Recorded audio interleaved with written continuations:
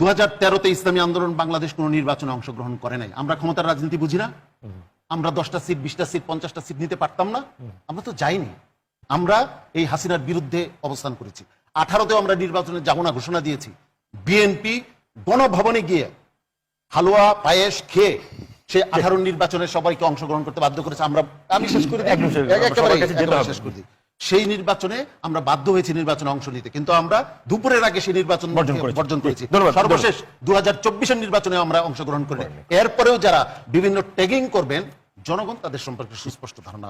আজকে এই কথাগুলি কেন হচ্ছে? আগে 300 টাকা চাঁদা দিতাম, এখন 600 টাকা চাঁদা দিতে হচ্ছে। এই কথাগুলি যে আসছে, এগুলি সাধারণ মানুষের কথা।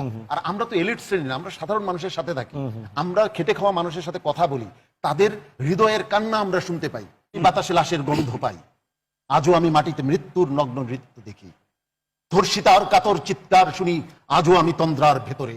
এদেশ কি ভুলে গেছে সেই দুঃস্বপ্নের রাত, সেই রক্তাক্ত সময়? আবুলম শহীদ ভাই জিজ্ঞেস করেছেন আমাদের বট বাহিনী আছে কিনা। আমাদের বট বাহিনী নাই। জুনায়েদ আহমেদ পলক ঠিক যেদিন মানে সে ইন্টারনেট বন্ধ করে দেওয়ার আগে সে কিন্তু এই কথাটাই বলেছিল। আপনার মনে পড়ে যে বট বাহিনী দিয়ে এই সরকারের বিরুদ্ধে অপপ্রচার চালানো হচ্ছে? কোনটা বট বাহিনীর কথা আর কোনটা সাধারণ মানুষের কথা, এতটুকু বোঝা আমাদের জরুরি, কারণ তাহলে আমরা মানুষের পালসটা বুঝতে পারবো। আজকে এই কথাগুলি কেন হচ্ছে? আগে 300 টাকা চাঁদা দিতাম, এখন 600 টাকা চাঁদা দিতে হচ্ছে।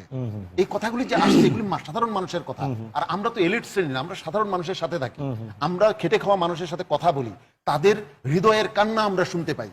এই হৃদয়ের কান্নাকে বহাল রেখে আমরা যদি তাদের উপরে আগের ব্যবস্থা, পুরনো ব্যবস্থাকে চাপিয়ে দেই, তাহলে ওই 5ই আগস্টের যে মানে আত্মত্যাগ, সেগুলির সাথে গাদ্দারি করা হবে।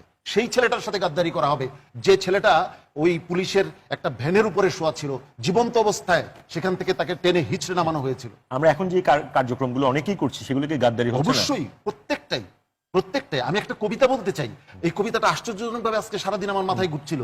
যে কবিতাটা লেখা হয়েছিল আমাদের স্বাধীনতার যুদ্ধ নিয়ে, কিন্তু আমার মনে হচ্ছে সেই কবিতাটা আবারও এই সময়ে এসে এই মানে আমাদের দ্বিতীয় আজও আমি বাতাসে লাশের গন্ধ পাই, আজও আমি মাটিতে মৃত্যুর নগ্ন নৃত্য দেখি, ধর্ষিতার কাতর চিৎকার শুনি, আজও আমি তন্দ্রার ভেতরে। এদেশ কি ভুলে গেছে সেই দুঃস্বপ্নের রাত, সেই রক্তাক্ত সময়? আমার মনে হয় এই যে 5ই আগস্টে যে রক্তটা আমরা দেখেছি, এই রক্তের সাথে সবাই আমরা রক্তকে ভুলে গেছি। আমাকে অনেকগুলি প্রশ্ন করেছে, উত্তর না দিলে ভুলে।